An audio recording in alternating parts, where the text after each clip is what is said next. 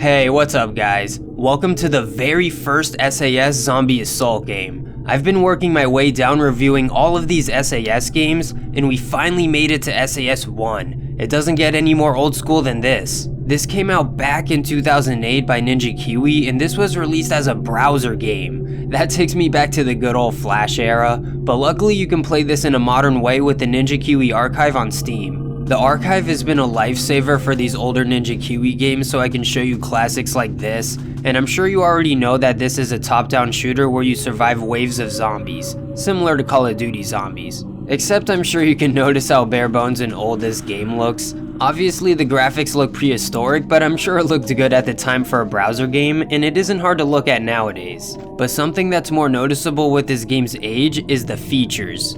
Or lack of features. Of course, this is the very first game in the series, so don't expect anything crazy like premium weapons, leveling up, high scores, game modes, grenades, buyable doors, multiple maps. Yeah, it's pretty goddamn basic. But don't take it the wrong way. You still have to appreciate SAS 1 for starting it all and still having features like multiple difficulties. Normal was chill for relearning the game, and I didn't notice much of a difference on hard. But Nightmare was noticeably harder. The enemies have more health, which made certain guns not as good, and the enemies probably did more damage. I didn't really notice. But it's cool how the first game had different difficulties. It's not as basic as you think, like having that score system at the top.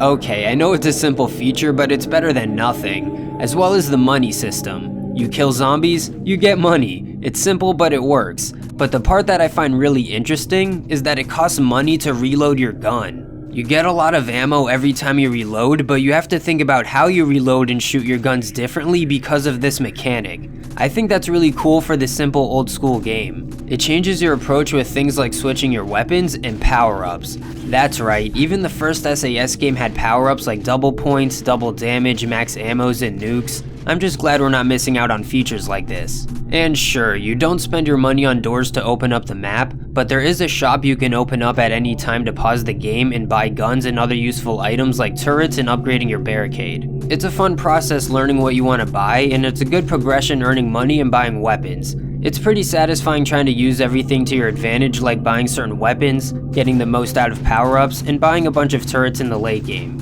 It also helps having a mini-map so you can see where everything is coming from. It makes it easier to not get hit even though you have a good amount of health. Well, until you get trapped in a corner. And there's a fair amount of enemy variety for the first game. Of course you have the basic zombie and the faster version of it, but we also have an early version of the butcher that's really tanky and doesn't have worms up his ass. Then we have this douchebag that's not only a ranged enemy, but he also spawns skeletons until you kill him. By design, he's an asshole, but he's not too hard to deal with if you stay on top of it. But finally, we have this special skeleton bat-looking enemy that can permanently destroy barriers. You gotta stay on top of this enemy for sure. And I'm sure you can notice all of this taking place in one map because that's all we got. You can even tell that I have my strategy and found my camping spot. Not like there's much of a choice, but I still enjoy it. Like, it's fun getting cozy in your little camping spot and listening to music. While I had to listen to my own music because this game doesn't have any soundtrack or anything, I mean there's still gunshots, enemy sounds, and some sound effects, but no actual music. Also, shameless plug. You get a little something at the main screen and you hear it throughout the game, but it's not much. Speaking of the home screen, it's cool how it still works, like showing you how to play the game, and the link for SAS 2. But that isn't too much of a big deal. I guess let's get into some criticisms. The first big one that was my main critique with SAS 2 is that you have to drag your mouse cursor to look around and aim. It doesn't mess with my aim or anything that much, but it would be much smoother of an experience if it was like SAS 3 or most modern top-down shooters. Obviously, I give SAS 1 a pass for being so old and the first game in the series. At least I don't have to deal with the mouse cursor being on the screen like SAS 2. But I still have to deal with these gray bars on the side making it look like this video came out in 2008. And some other things I can't blame this game for is not having high scores. It would have been more encouraging if I can keep track of my best scores, but to be fair, they did do this in later SAS games. Another feature I can't be mad about is the lack of multiplayer. It's the first SAS game. What do you expect? It's the type of thing that would be cool in a remaster, but let's be realistic now. They should just add old SAS maps to newer games. Now a feature that did make me mad is that the enemies stop you in your place when they hit you.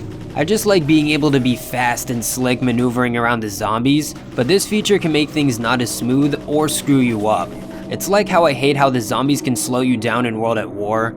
I got screwed over a couple of times and I know there's no high score, but here's my highest round in score. The highest round is 20, and I think that's pretty interesting when a round-based zombie game decides to have an ending instead of being endless. A full match can last about 20 minutes, but man was that last round hard.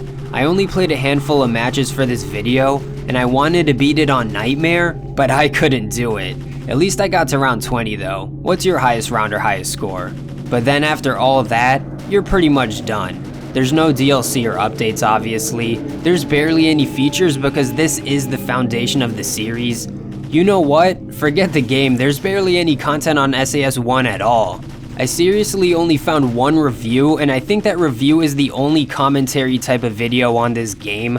Shout out to anyone who's made a gameplay or walkthrough video in the last couple of years, but Mr. MJ Fan has been holding shit down. And screw it, I'm joining him over a decade later being one of the chosen people to talk about SAS 1. I mean, I can understand why an old school bare bones game like this doesn't have much coverage on it, but Balloons Tower Defense 1 does, so whatever. And don't worry guys, I'm not done making SAS content either. I know I worked my way down to review SAS 1, but I still have to review the mobile versions of SAS 3 and 4. There's actually some differences with the mobile versions. At the very least, it's a reason to revisit those games. But trust me, I know what you guys really want to hear. The main reason I'm not done making SAS content is because Ninja Kiwi is finally releasing a new SAS game in over a decade. It's called Zombie Assault Resurgence. I briefly talk about it in a short, and it might even be out if you're watching this in the future, but you just have to understand that all of us SAS fans have waited so long for just the announcement. Like, I'm glad I was wrong about my prediction for SAS 5. It's not even called SAS 5. Then hopefully one day we get SAS 5. It's something I have to mention every SAS video. I know how badly most of you want it, but I gotta keep it real with you guys. SAS 5 is not around the corner. Let's say it does come out. That'll probably be at least 3 to 10 years after this video. I'm sorry, but you gotta find a similar game to SAS. Maybe I'll make a video on a game similar to SAS after I check out the entire series, but you'll need something to hold you over. Well, I was happily wrong about the future of this series. It's amazing how I naturally get ready to review SAS 1, and a new game gets announced when you least expect it. Oh, I definitely have to update my SAS Evolution video. That video is why I've made so much SAS content. I'm just glad that my reviews don't have to end with SAS 1 and the mobile versions. Thank you Ninja Kiwi for listening to the community. Even if it took a little while for this one, you're still one of the most underrated developers, and I'm happy I don't have to end this video telling you that there's no hope for SAS 5. Now, we have Zombie Assault Resurgence. Also, here's some of my favorite comments from my SAS 2 review to give you guys a bit of a spotlight, and to make your comment feel special. I appreciate any and all support. But thank you guys for watching and making it to the very end. That already means a lot, but a like would be a big bonus. It's been fun going down memory lane with all of these SAS games and making some history along the way, and with the cherry on top, that is Zombie Assault Resurgence. I'll see you guys then. Thanks for joining me on this journey. Peace.